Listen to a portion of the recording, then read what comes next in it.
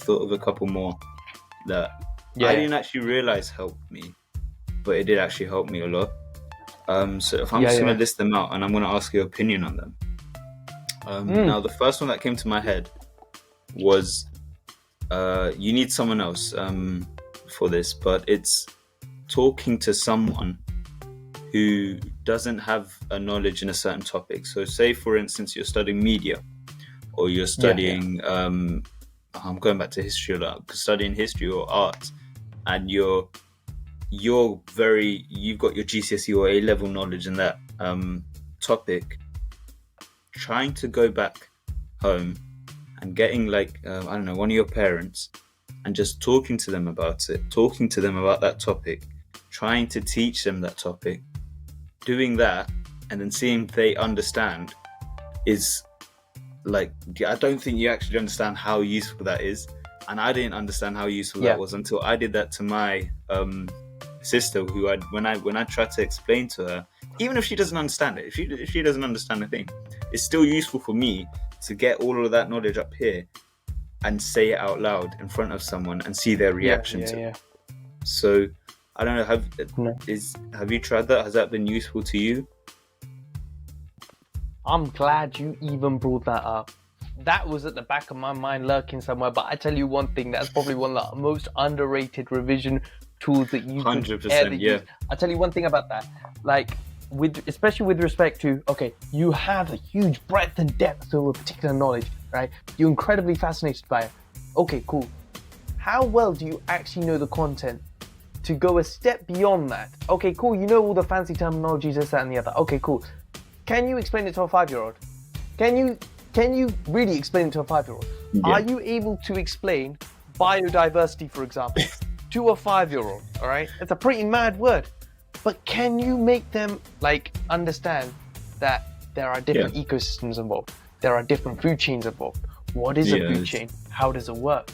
How does a flipping fly affect? I don't know. Okay, but do you know what I'm trying to get at? Okay? I see what you mean. You're trying to break down. Yeah, it goes into that point of trying to really dig out the roots of what you're learning. Because if you're just learning it, and if you're one of those people who has an excellent memory and you're just memorizing everything, that's amazing. But if you're someone who doesn't have a great memory and you're trying to memorize anything, you're just wasting your time. You need to actually understand. And I think this applies more to A-level than it does GCSE. You really need to understand what you're learning. And by talking to someone and trying to, like I said, dig up the roots and go deeper into that subject, that's exactly what you're doing. Because I mean, the number of times I've talked to my parents and about a particular subject, and they've asked me a question that has confused me on the topic that I'm studying, is numerous. I mean, it's crazy how much you learn by teaching someone else, which I think is the key message to take away. And it's, again, an underrated revision strategy, like you said. Yeah. Now, 100%. Like you previously said, I just want to quickly add on to this. I think even as to go as far as to say, for example, let them ask questions to you. You can explain a concept to them, but allow them to ask questions to you. You know, if they're able to ask you ultimately any question within that subject, right, and you're able to simplify your answer in your response, I think that's a really good, I think evidence of your understanding of that subject, So, you can really go about it how it is that you want to go about it. But ultimately, at the end of the day, correct me if I'm wrong, if I've misinterpreted what it is that you're exactly trying to say. But having the opportunity to speak to someone who might not necessarily have that breadth and depth to the particular topic that you've just gone into, I think would be huge. Even simplifying, some of the stuff that you're going into would be huge in consolidating your understanding of what you're doing. All right. So moving on from the strategy we just talked about, I think another one is studying with a friend or studying with someone in your class. And when I say this, I don't mean, as tempting as it is, going with your friend and just talking about something that's not to do with what you're studying. I mean, genuinely doing your own thing, but asking each other questions on the way, because there's always going to be something that you've overlooked or that you've missed. And believe me, it's happened to me as well. When I think it was the day before my media GCSE exam, when we were going over all of the content that we needed to learn for the exam, and I was sitting there with my friend, and he was like, "Wait, have you studied this part of the content?" And I was like, "Wait, we're going to get tested on that tomorrow." And of course I did my last minute revision. That was, I mean, it's embarrassing to say it now. Yes, I had to do it. But then again, if he didn't say that then and there, I probably would have overlooked it, or probably wouldn't have seen it until the morning of the exam, and it would have been even worse for me. And believe it or not, that exact same topic that he talked about came up in the exam. So I'm so glad that he brought it up in that little revisions session we were doing together, because it literally helped me to do the exam properly. It saved my GCSE for that subject. So just studying with someone really helps, and again irons out anything that you've overlooked. Yeah. That's as perfectly as you could possibly even say it. Let me just say that one thing right there. That's as perfectly as you can even say it. All right. This basically goes on to a revision strategy, which is just come to my head. In fact, mind maps. Yeah, you heard me right. Mind maps. Now, let me say one thing. I think throughout. Sorry. Bro, what's the delay here? There's so much delay. I'm sorry, guys. I don't know what it is. It might look like that we're like trying to jump on something, but we hear silence for like 2 minutes. Okay, and then we end up speaking over each other. It's mad. But just my apologies, guys. Just a bit of a heads up. But yeah, quickly, I think throughout university, I think it's a big thing, particularly when you're trying to memorize drugs and like get a bit more of an idea of the classes that they're within, the side effects that they have, the diseases that they are able to attack against. Say, for example, antibiotics. I think antibiotics is a huge set of drugs within that. You have aminoglycosides, glycopeptide antibiotics. You have a whole wealth of different types of classes of antibiotics, right? And ultimately, the aminoglycosides and glycopeptide antibiotics, they have very similar sounding antibiotics in there, and I think across that, even to begin with, that confusion can throw people off.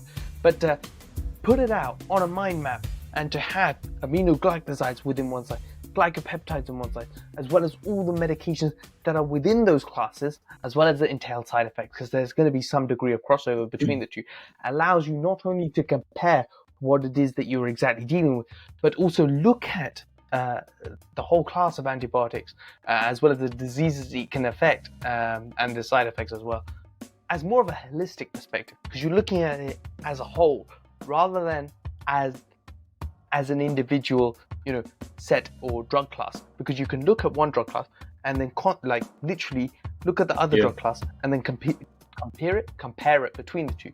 But yeah, that's all I really want to say. Don't mind me asking, B-Man. I really understand the benefits of mind maps, and I know loads of people who use mind maps. But I mean, this is a podcast which I said at the start where we're talking about revision resources that both worked and failed for us. Now, if I'm being 100% honest, I have not used mind maps to it hasn't really benefited me in my revision. And by all means, I'm not undermining it, because I understand how useful it is. I think the way I tried it I probably tried it the wrong way, but the way I did it, or the way I used mind maps, was for my English revision, where I'm trying to plan out an essay, for instance. And I think the way I went about it was I had my big theme or big character or big idea in the middle, circled it, and then I start going off of that, any points that I have about that character, or any key personalities that they have, any key tropes, any other ideas, and I'll just spider out into a nice diagram from there. Now, I'm going to give you the reason why it didn't work for me, is because when it comes to my revision, I like stuff to be quite chronological, and in a way where when I come back to it, I know where to start, I know where to end, and I understand everything in between. So the reason why mind maps didn't work for me is because whenever I'd go back to it, I couldn't really follow my thought process, and I couldn't really understand where to start and where to begin. Where to start and when to end. So it didn't really work out for me in that respect. But by all means, I understand its advantage, and like I said, I'm not underestimating it, and I'm not saying that it's a bad resource. It's definitely a really good one that you should use, or you should at least try. 100%. Yeah. I think one big takeaway from this, there might be something that's worked for me. There might be something that's not necessarily worked for V-Man. But there's also things that haven't necessarily worked for V-Man, or say have worked for V-Man, but are not necessarily worked for myself. So say, for example, Quizlet. Quizlet, I think, is an incredible and useful tool, but I'm not exactly the biggest fan of it, especially with respect to the things that I'm doing currently, particularly at university. Although it's incredibly useful, don't get me wrong, it's incredibly useful, I find comfort in using something like Notion or Memrise, So, agree to disagree. I think it's huge. It's vital to have this discussion. And I think regardless of what we say here, I think, as V-Man just previously said, you should try everything, yeah? Try everything under the sun until you find something that works for you. Like Notion works for me, like Quizlet works for V-Man. Find something, yeah. Yeah, and I think that brings us to a nice key message that if you haven't taken away anything from this podcast, at least take this away. And I think that you're not really none of these revision resources that we've said, or even ones that we haven't mentioned that you've thought of, none of them are going to be the perfect one for you. None of them is going to be the perfect one for everybody, is what I mean to say. And that's because it really depends on the type of person you are and the amount of time you have. So if I'm just going to give you an example, for my Quizlet, like you said, you're not really a big fan of Quizlet, and I understand it to an extent, because when I was creating my Quizlet flashcards, it did take me a lot of time, and I mean a lot of time. Sometimes it'd take me 1 or 2 days of about 4 or 5 hours of creating them, okay? But that's only because I'm trying to grab questions and trying to grab my content from my book, my textbook, and my exercise book that I got from school.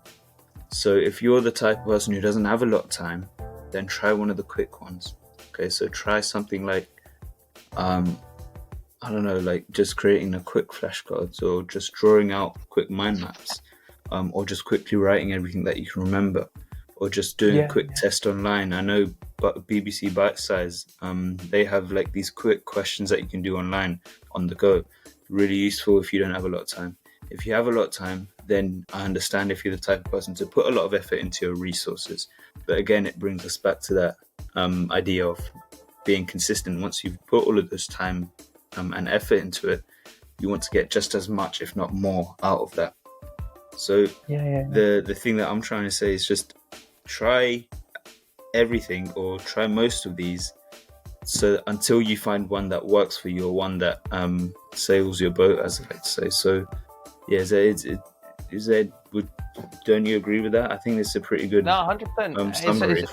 I couldn't even agree more with that. But I think, just quickly to add on that as well, some few honorable mention, especially with respect to, like we previously said, flashcards. I think another big thing, as we've said, mind maps.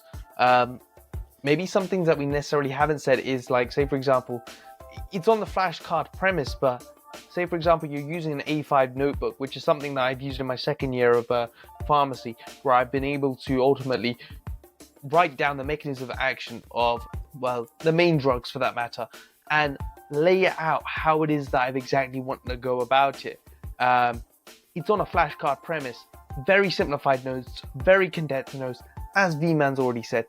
So the aspect of, number one, using that active recall aspect of, you have a small page, you have to condense all the information down to that, narrow area where I'm ultimately just trying to talk about the mechanism of action of a drug. And as well as this, I've gone above and beyond into understanding the side effects of the drugs, maybe even certain chemical structures of the drugs as well. So yeah, going back to the size of the notebook and possibly using it on like an active recall basis, like a flashcard, as well as this using different colors as well. I think it might be intensive the way you might go about it, but using colors might actually also aid how you take on the information as well. You don't have to go above and beyond in using highlighters, this, that, and the other, but maybe using like a green, blue, and black pen, for example. Just as something as simple as that, just to segregate the information. So you lay down nicely enough for you to look at, that page like I've done in my notebook, which I'll show you guys sometime down the line. I don't have it exactly on me today, but you're able to look at that particular piece of information and look at, okay, this is how I've laid it out, and it's easier to recall. And I stress this not. Just give it a try at least one time. You're going to see the difference. Actually, to add on this, so I've said notebooks, I've said flashcards, we've said mind maps as well. So you have a really good list. And there's like thousands more. That's it. Space repetition. We completely forgot to see that stuff. Go on. It kind of goes hand in hand with everything that we previously said.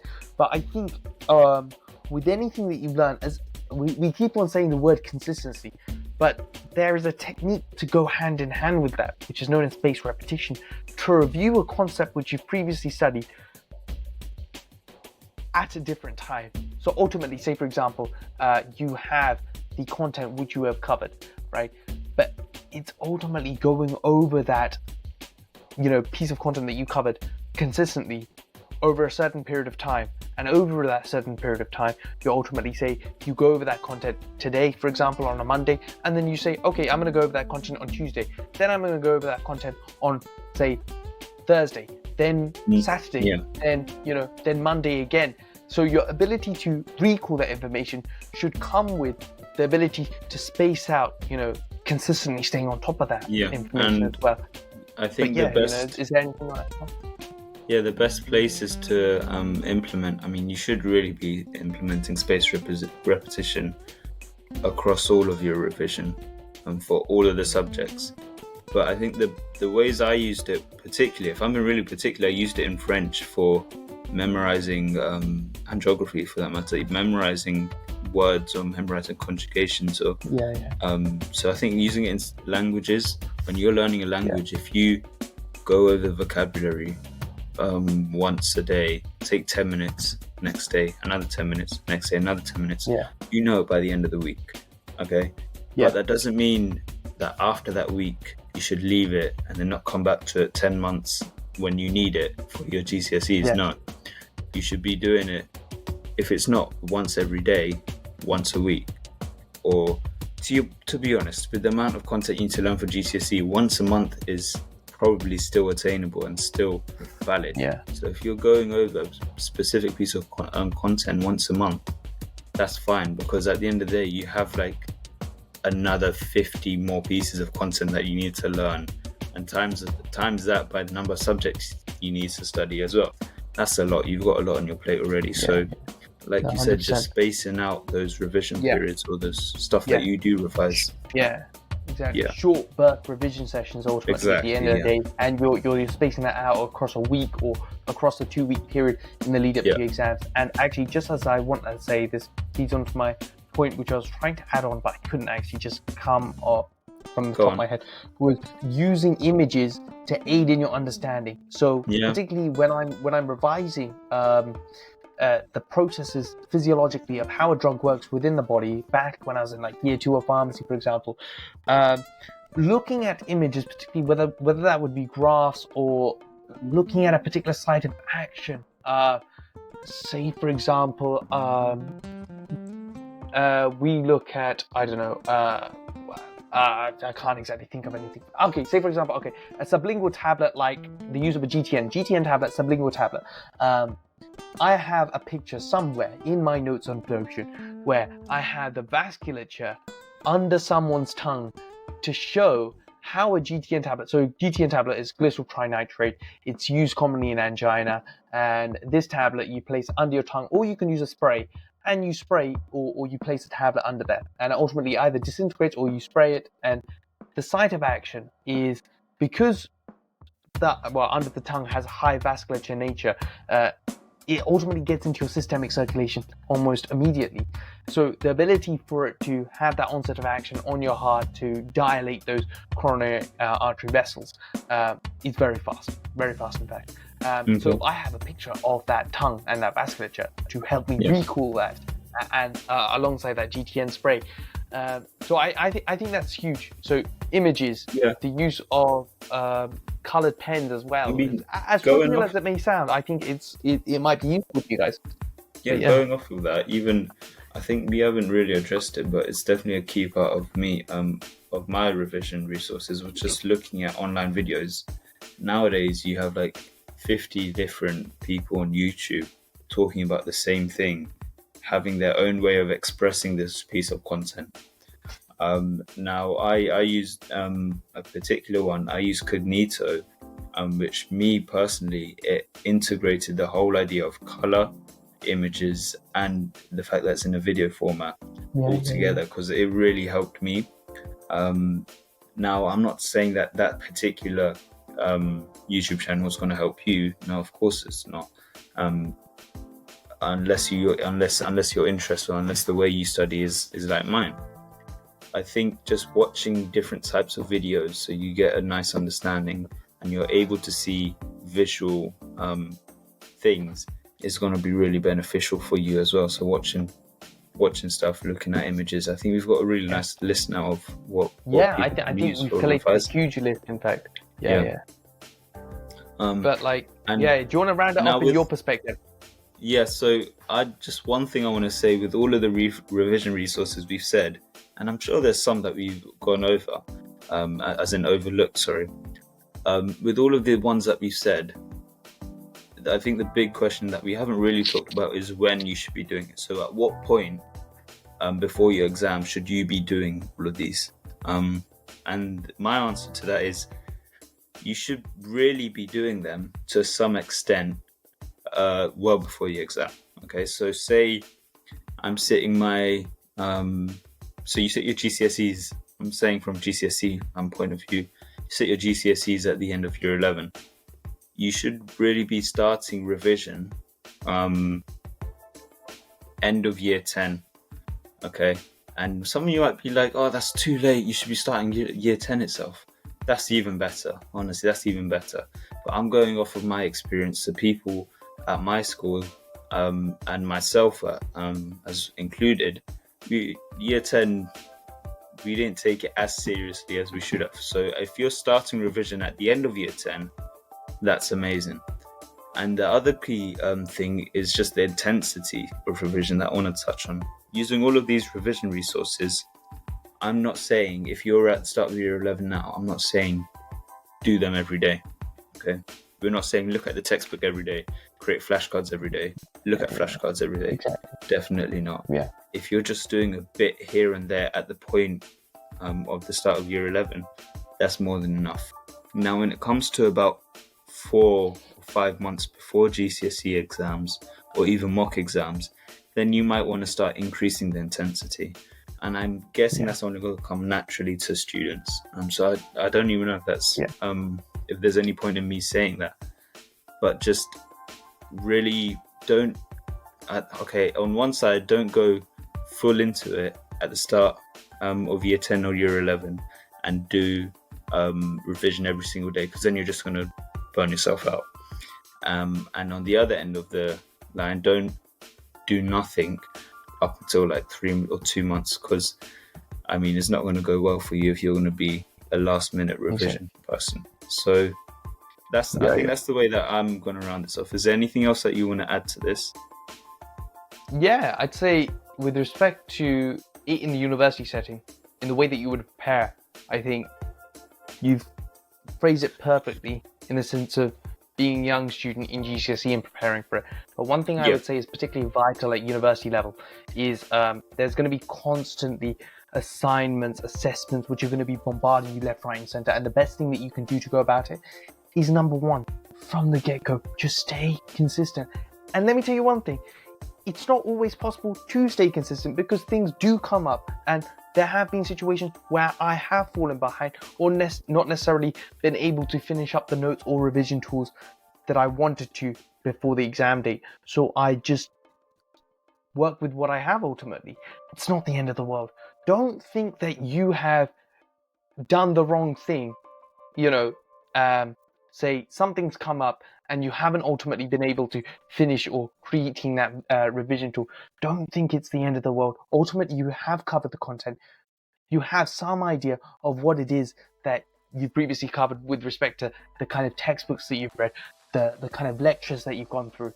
So there have been situations where I have made a plethora of information for a given topic and I have been really prepared for it and have done well. But there have been situations where, I have gone through the lectures, but I haven't made the sufficient or appropriate active recall notes to do really well in that exam. But so I've done half decent or subpar for that matter, or just enough to pass that one particular assessment. So there are different ways to go about it. But in summary, in that regard, just staying consistent, particularly at university. But yeah. And just one more piece of advice that I came up with, what I thought of is, I'm not too sure about university, but of course, when you're at school or college, you get assignments, frequent assignments, and frequent pieces of homework. Now, I know when I was probably in year 9, year 10, I wasn't really bothered that much to do my homework. I know that the majority of students have that similar mentality where when they get a piece of homework, they go like, oh, it's just homework again, not again.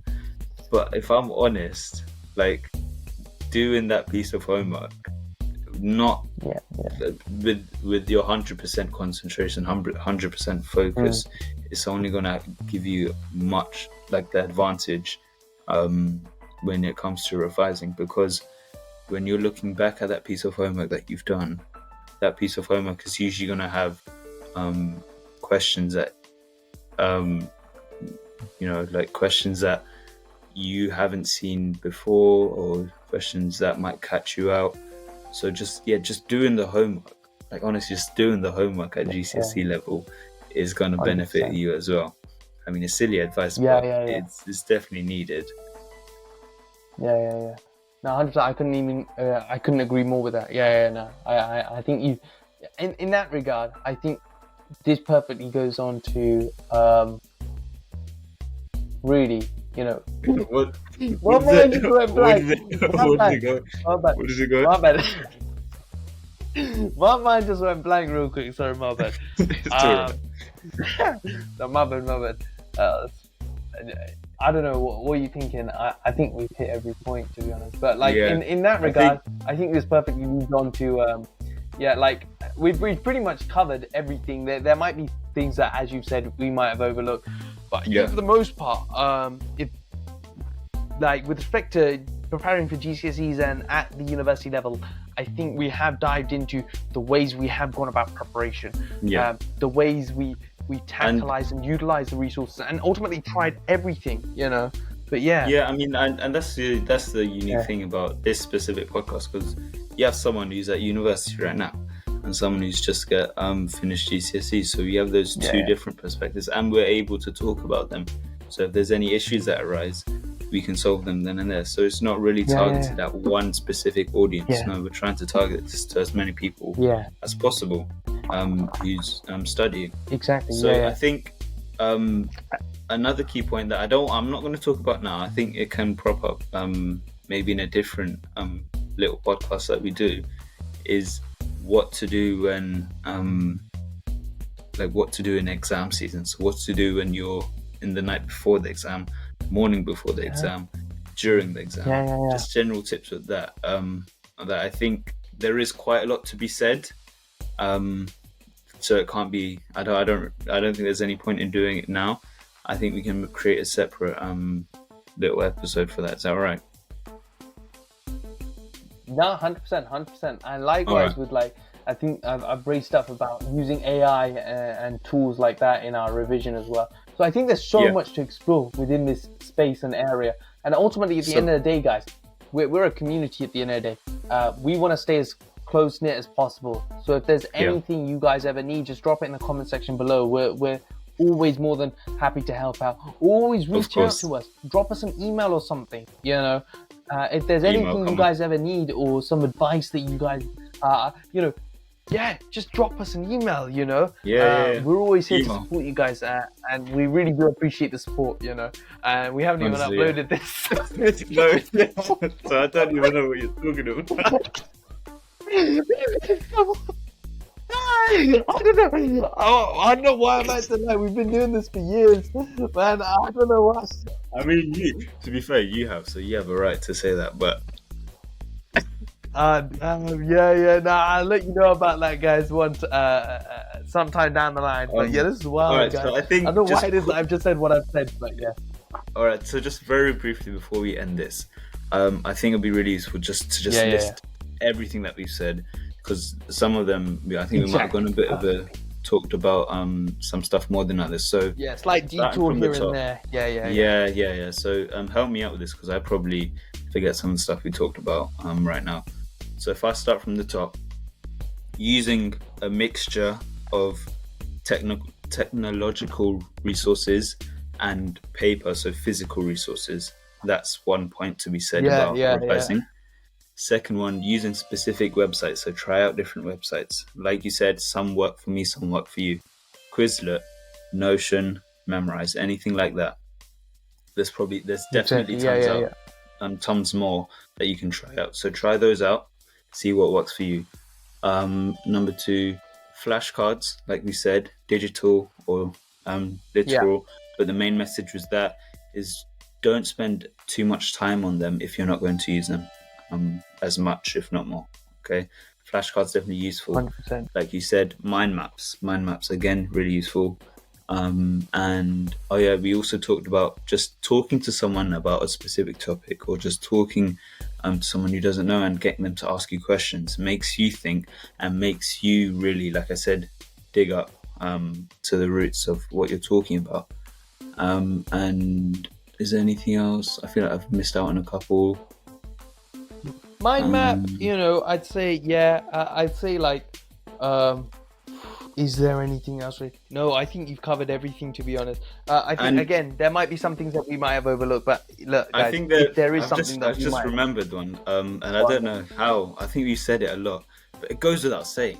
Just testing yourself, doing exam, doing past papers.